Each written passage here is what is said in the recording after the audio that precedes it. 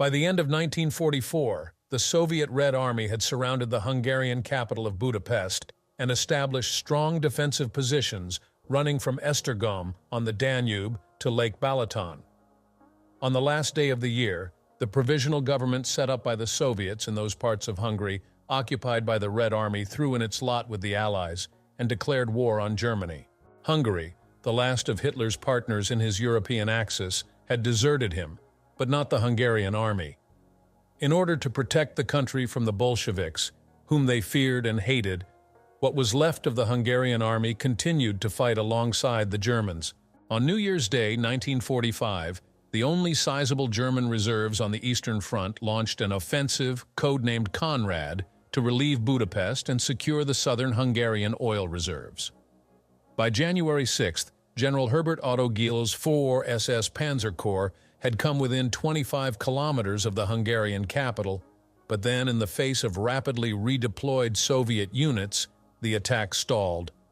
On the same day, the Russians launched an attack across the Gran River north of the Danube with the equivalent of 2 tank divisions and 4 infantry divisions. Designed to disrupt the German offensive, the attack was successful and had advanced some 50 kilometers by the 8th. German countermeasures succeeded in halting the attack, and by the 14th the Russians had lost half their gains and some 200 tanks. Nevertheless, they still held a sizable bridgehead west of the Gran River.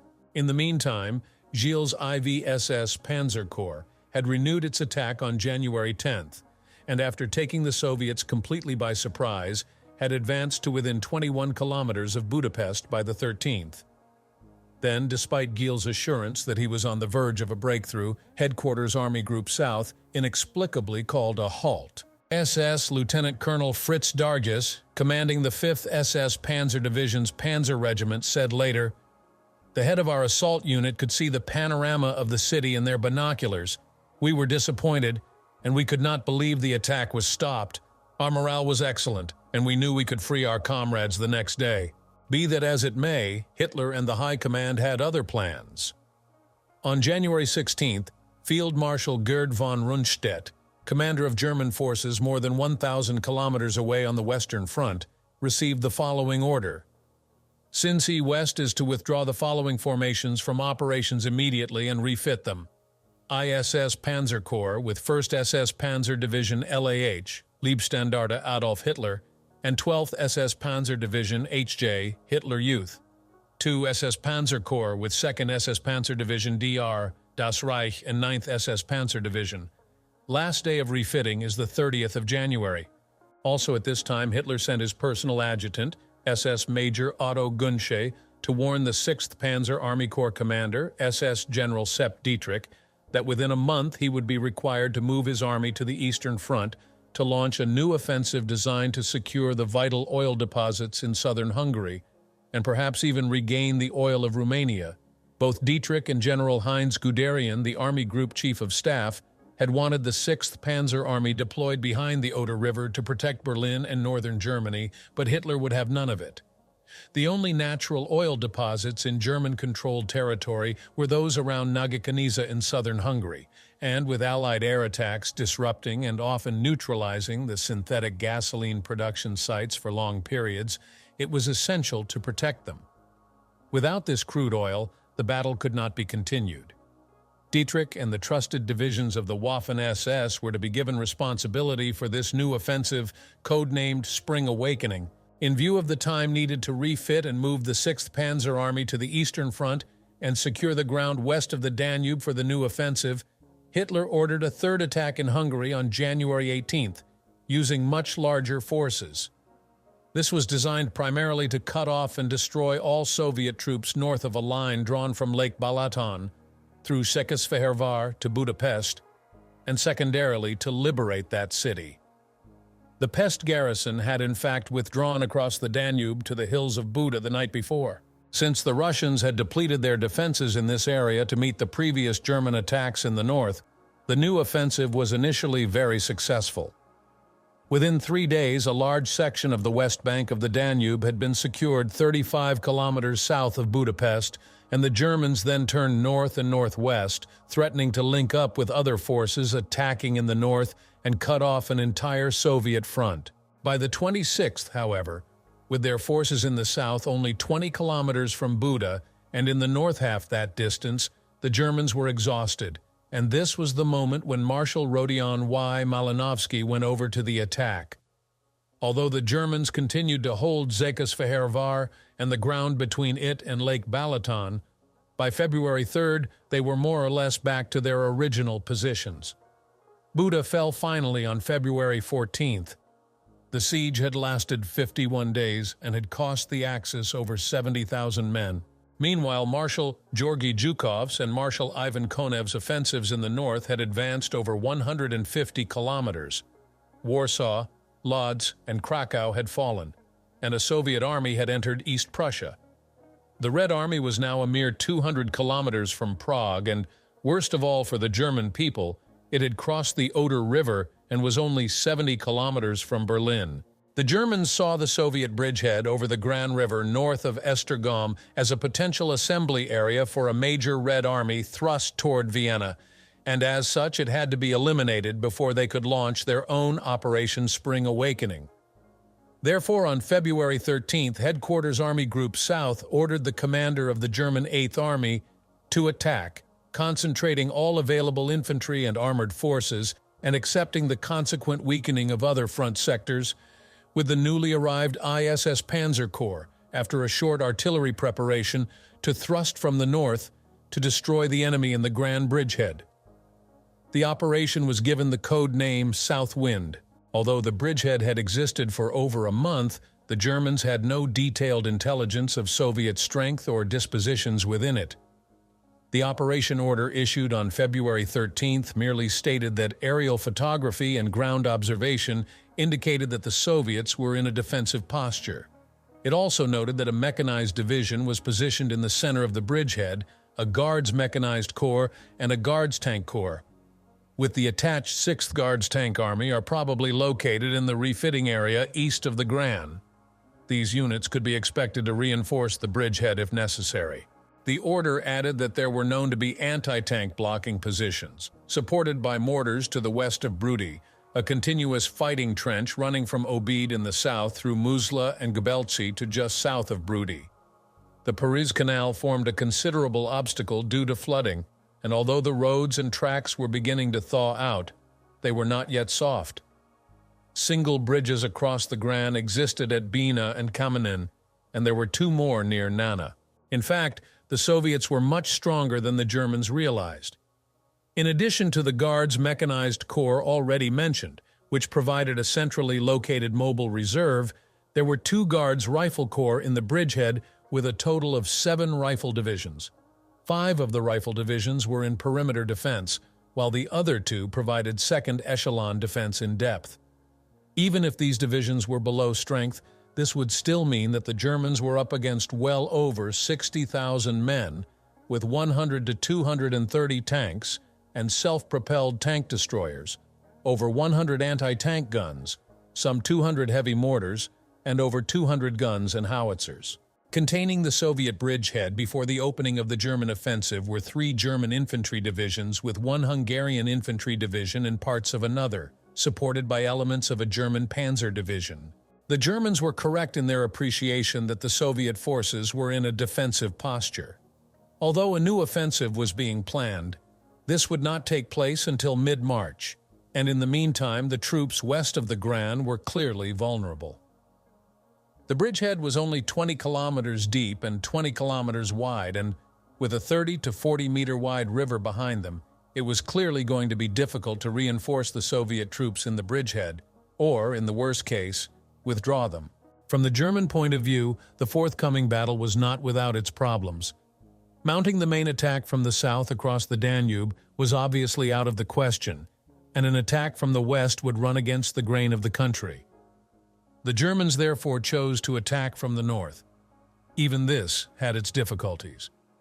The Paris Canal was a major obstacle due to the early thawing of the winter snows, and in the final stages of the advance, the assault force would be compressed into a narrow corridor, less than 10 kilometers wide, by a ridge to the south of Luba and the Danube River. Operation South Wind was to be led by Panzer Corps Feldherrnhalle. This corps consisted of 3 infantry divisions and an armored group of some 25 tanks. Its initial task was to seize the high ground, particularly Point 190, to the south of Svoden. But the villages of Svoden and Bruti were to be taken from the rear, and any fighting there was not to be allowed to interfere with the general advance south. SS General Hermann Priess's ISS Panzer Corps was to follow closely behind the Feldherrnhalle, and, after crossing the Paris Canal, was to capture the ridge running east from Gebelch before pushing on toward the Danube at Sturovo. A reinforced regimental group from the 6th Army south of the Danube, known as the Hupe Regimental Group, was to establish a bridgehead across the river near Obid in the early phases of the offensive and cooperate with Priess's men attacking from the north. The Luftwaffe was tasked with supporting South Wind by attacking known anti-tank defenses south of Svoden and Bruti and in the Muzla-Luba sector, as well as delaying and destroying any Soviet reinforcements attempting to cross the Gran River. From February 12, 15, ISS Panzer Corps moved to a staging area around Nove Zamki. Tracked vehicles moved by rail and those with wheels by road. A platoon commander in the 9th SS Panzer Pioneer Company recalled, "Rations were excellent. We learned from the civilian population the various uses of paprika. The people were very friendly. They recounted to us the good old days, Germany, Austria, Hungary. During the evenings we drove to see films in Nove Zamki. Then, on the night of the 16th, the 1st SS Panzer Division Leibstandarte Adolf Hitler, LAH, and the 12th SS Panzer Division Hitlerjugend, HJ, moved again into a final assembly area behind the Feldherrnhalle. The latter's infantry divisions were located in and around the villages of Ruben, Dubnik, Velk, and Kvetna, and the armored group near Farna. This was an ideal place to assemble with rolling hills and plenty of cover. In readiness for the attack, SS Major General Otto Kumm, who had only assumed command of the LAH on February 15th, divided the available parts of his division into a Panzer Grenadier group under the command of SS Lieutenant Colonel Max Hansen, Kampfgruppe, KG Hansen, and a Panzer KG under SS Lieutenant Colonel Jochen Piper, soon to become infamous for his part in the Malmedy massacre.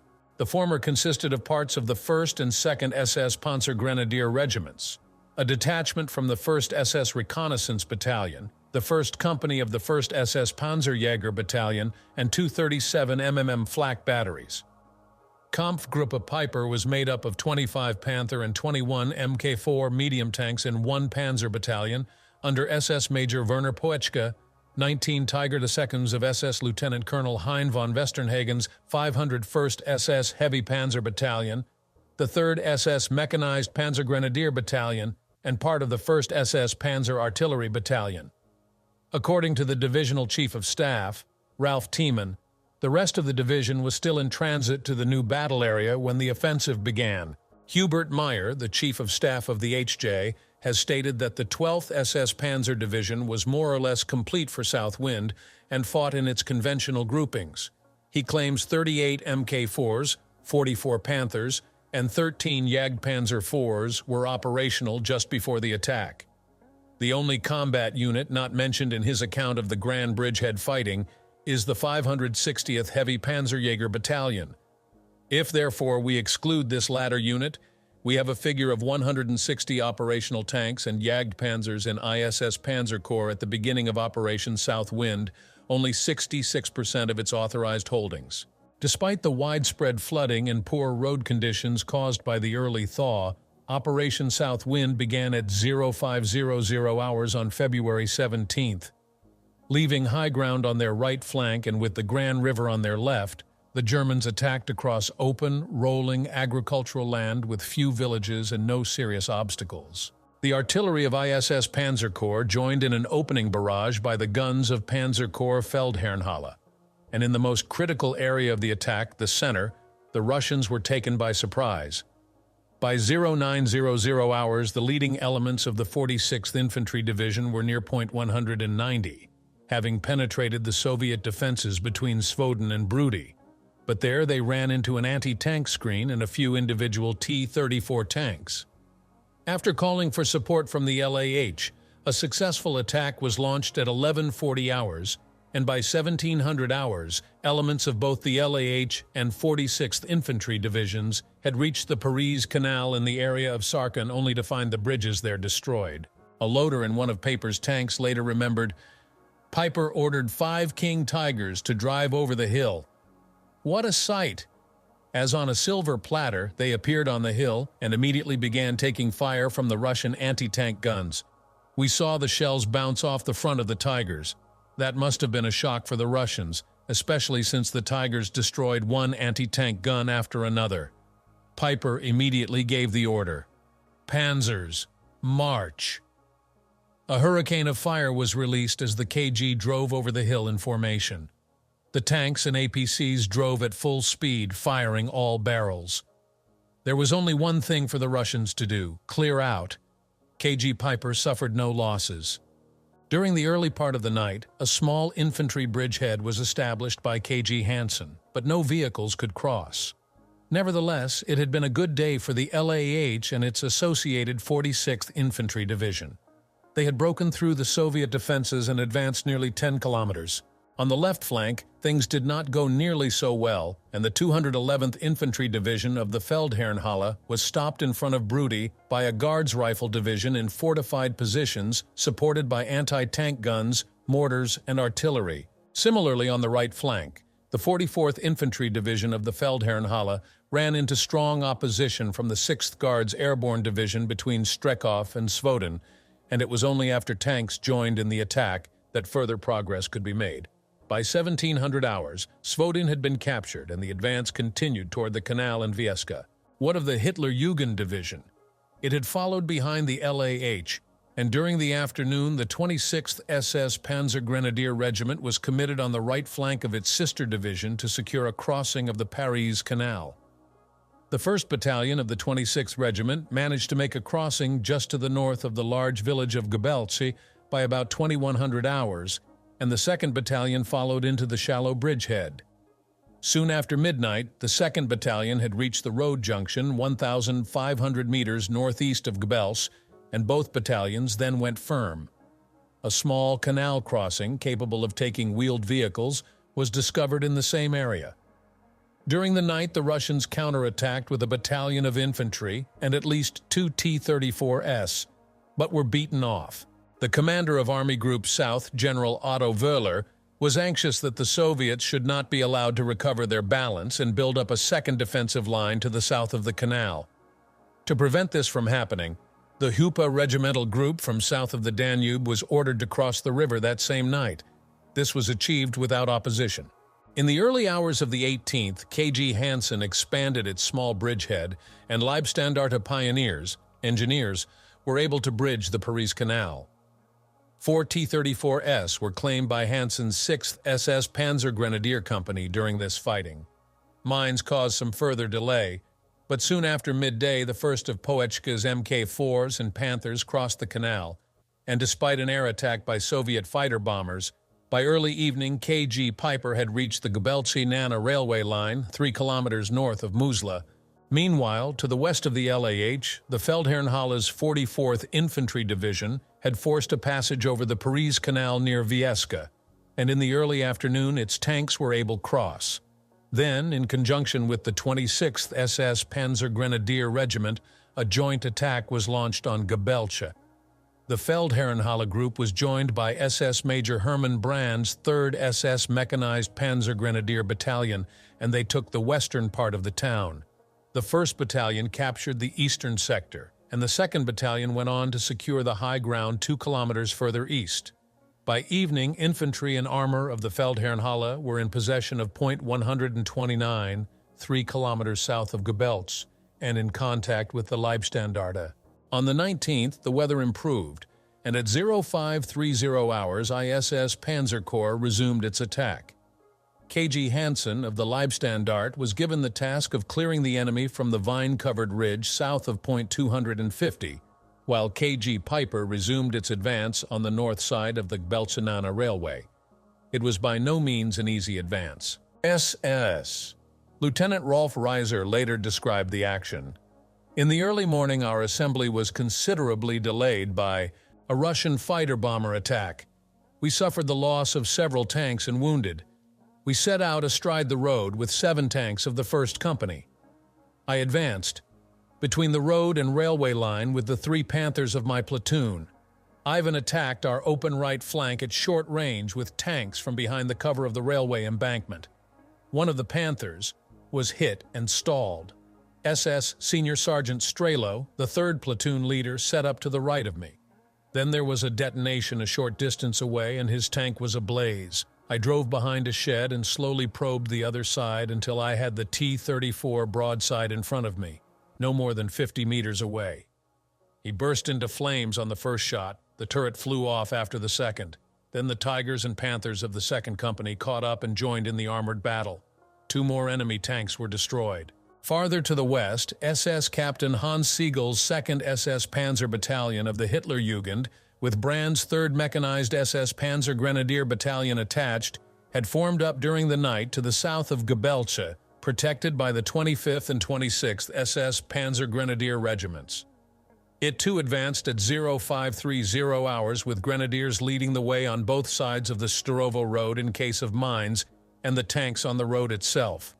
Shortly before daybreak, KG Siegel came under artillery and anti-tank gunfire from Muzla, but a quick attack, led by SS Lieutenant Helmut Gade's 1st SS Panzer Company, took the village, and the surrounding area was soon cleared by the 1st and 2nd Battalions of the 26th Regiment. While the HJ was preparing to resume its advance on Sturovo on the south side of the Muzla-Sturovo Road by way of Obid, the division suffered a serious loss. SS Lieutenant Colonel Bernhard Papa Kraus was killed in a surprise rocket attack. He had been a stalwart of the HJ since its foundation and was revered by all its members. The advance began again soon after midday, with the HJ moving on Sturovo from the southwest and KG Piper of the Leibstandarte from the northwest. At about 1300 hours, when they were some 3 kilometers short of Sturovo, the infantry element of KG Piper, the 3rd SS Mechanized Panzer Grenadier Battalion, swung northeast to attack Nana. Poetschke's Mk4s and Panthers and von Westernhagen's Tiger IIs were joined by 20 Sturmgeschütze armored vehicles and infantry of the Hupa regimental group from the Obid area for the assault on Sturovo.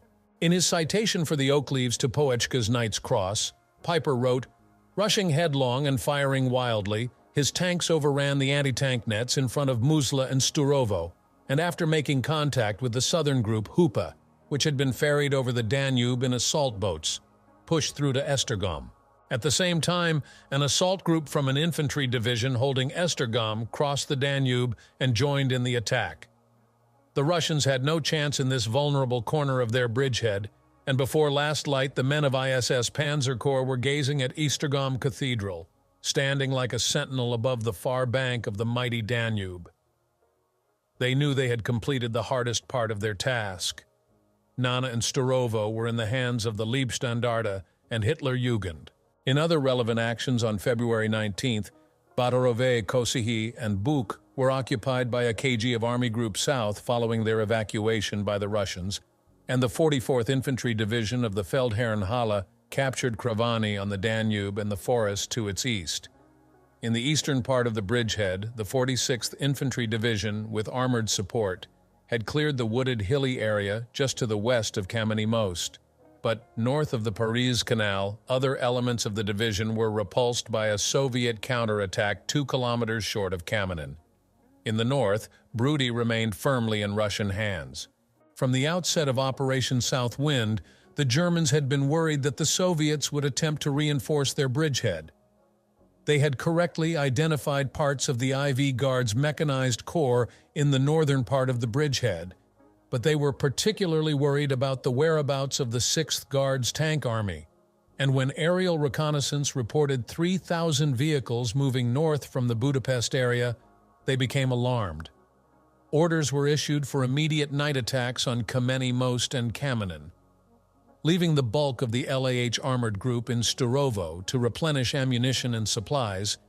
The Mk4s of KG Piper, with part of the 46th Division, attacked from Nana along the Kameni Most road. Another part of the 46th Division advanced north of the Paris Canal on Kamenen.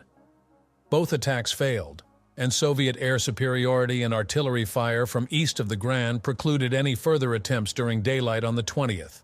A two-phase operation was then ordered. In the first phase, the LAH and 46th Infantry Division were to take Kameni Most in the south of the remaining bridgehead, while the HJ, with support from the 211th Volksgrenadier Division, VGD, was to secure Brody in the north. In a second and final phase, the twin divisions of ISS Panzer Corps would clear Kamenen and Bina, respectively. Parts of KG's Piper and Hansen, with support from the 46th Division, successfully entered Kameni Most during the night of the 21st, but soon after dawn they were forced on to the defensive by Soviet artillery fire and continuous air attacks. Rolf Reiser recalled, "Piper had decided upon a night attack because we were covered by massive fire during the daytime from enemy artillery positions on the raised eastern bank of the Gran.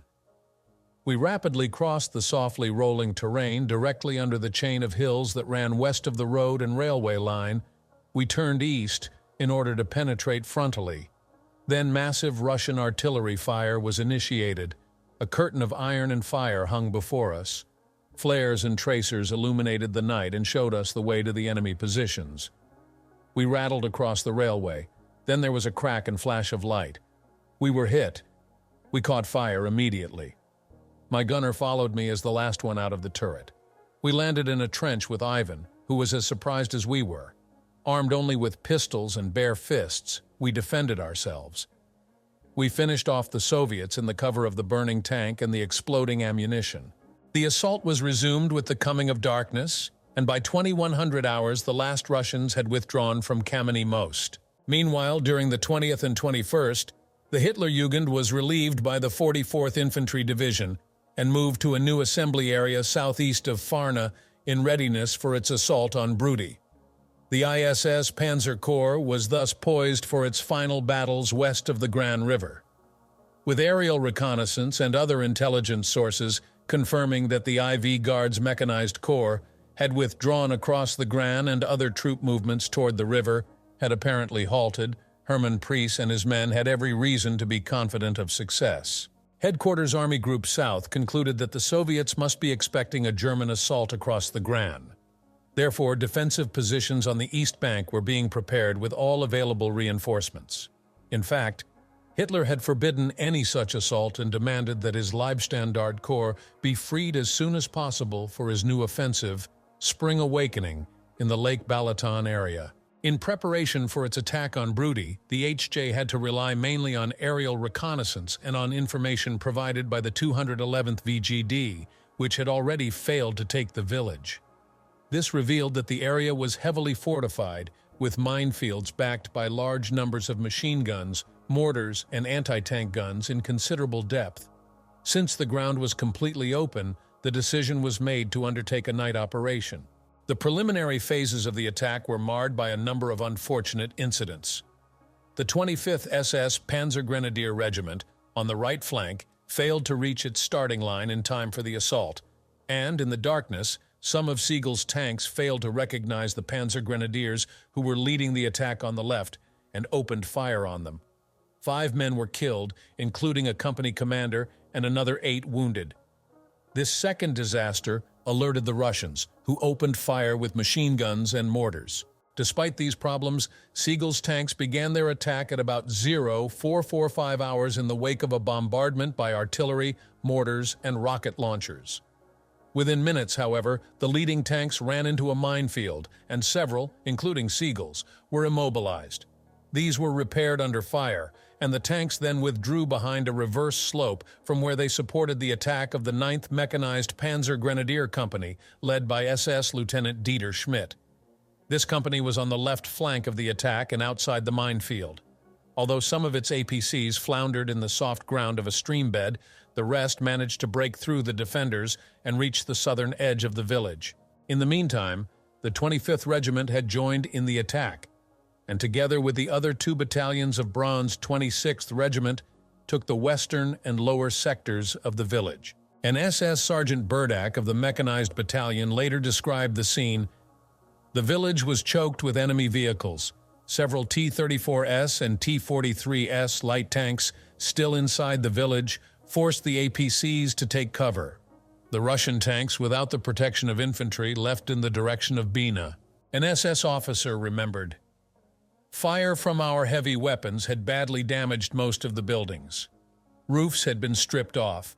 Walls had crumbled. During the pitched battle, civilians came out of the ruins of their houses, unconcerned with what was going on around them. They were obviously happy beyond measure to be liberated again from their liberators. Later that morning, Brody was finally cleared by the 25th Regiment in conjunction with troops of the 211th VGD, who had advanced on the right flank of the HJ and entered the village from the south. 80 prisoners were taken and a large number of anti-tank guns and mortars, 2 undamaged T-34S, and 6 large-caliber howitzers were found in the area. Brody was in German hands, but the cost had been high, particularly in the 25th Regiment. In the meantime, in preparation for the assault on Kamenin, elements of KG Piper had secured the road junction immediately north of Kameny Most. The ISS Panzer Corps spent February 23rd preparing for its final assaults on Kamenin and Bina. The Leibstandarte, with elements of the 46th Infantry Division, was to attack the former, and the Hitlerjugend, still with support from the 211th VGD, was to secure Bina and its bridge across the Gran. Intelligence sources indicated that there were elements of 2 motorized mechanized brigades still in the bridgehead. H-hour was set for 0200 hours on the 24th. In the HJ sector, the most bitter fighting occurred in the area of the railway line, which runs north-south just to the west of Bina. This had been heavily fortified, as had some of the flood dikes, but by using the main Kvetna-Bina road as their axis and taking advantage of the gently sloping ground, which dropped some 30 meters down to the village, the tanks and SS Panzer Grenadiers soon overcame all resistance. By 0830 hours, the village had fallen. The last Russians blew the Gran Bridge as they withdrew. In the southern part of the bridgehead, elements of the 46th Infantry Division moved on Kamenin from the west, while the LAH attacked from due south. The MK4s, Panthers, and Tigers of KG Piper used the main road as their axis, and soon encountered a screen of 37 anti-tank guns sighted on the dominating ground to the south of the village. Nevertheless, the attack was pressed home without regard to possible casualties, and the sheer power of the armored assault was too much for the Russians, who abandoned their guns and fled. Panzer Grenadiers followed up, and after some bitter house-to-house fighting, the defense was broken. By late afternoon, the Gran Bridgehead had been eliminated. The Germans claimed 71 tanks, 179 guns, howitzers and anti-tank guns, 537 prisoners, and 2,069 Russian dead in the fighting up to February 22nd. Of these, Piper credits Werner Poetschke's mixed SS Panzer Battalion with 23 T-34S destroyed, 30 Hungarian, Italian, British, and German-built tanks captured, and 280 enemy killed. According to a return signed by Fritz Kramer, the Chief of Staff of the 6th Panzer Army, ISS Panzer Corps suffered 2,989 casualties, including 413 killed in the same period and, rather surprisingly, only 3 Mk4s, 6 Panthers, and 2 Tigers lost or in need of long-term repair. Figures quoted in the histories of the LAH and HJ would indicate that this is a major understatement. Operation Southwind was, without doubt, a brilliant success. In 8 days, ISS Panzer Corps, admittedly with valuable assistance from Panzer Corps Feldherrnhalle, had recaptured over 400 square kilometers of territory, inflicted 8,800 casualties on the Red Army, and cleared 7 infantry divisions and a Guards Mechanized Corps from west of the Gran. It is remarkable that such an effective fighting machine could have been produced within a month of the Battle of the Bulge disaster, and it is even more so when one takes into account that many of men involved had received only minimal training. As Otto Kumm described the Leibstandarte, the division was in miserable shape, only a shadow of its former self. After the heavy losses in Normandy and during the Ardennes offensive, it had only recently been refitted with personnel who were poorly trained former members of the Army, Navy, Air Force, Labor Service, and Police. The performance of both the LAH and the HJ in South Wind can be explained only by superb leadership, high morale and fighting spirit, and a brilliant reinforcement and replacement system. That said, the question arises as to whether this elite SS Panzer Corps should have been used in this operation at all. Despite all the measures taken to disguise the arrival of the 6th Panzer Army on the Hungarian front, units of ISS Panzer Corps were soon detected in the Gran Bridgehead operation. Its commitment there, rather than in the northern part of the Eastern Front, and the knowledge that a 2nd SS Panzer Corps had arrived in Hungary, immediately alerted the Soviets to the possibility of a German offensive. It is also obvious that the premature use of the Corps interrupted the proper refitting of the two SS Panzer divisions and, indeed, actually ensured that their effectiveness in Operation Spring Awakening would be reduced. Taken together, these facts indicate that the use of ISS Panzer Corps in Operation South Wind was a serious mistake. The Chief Operations Officer of the 6th Panzer Army, SS Lieutenant Colonel Georg Meyer, expressed similar thoughts in his book Drama Between Budapest and Vienna, published in 1975.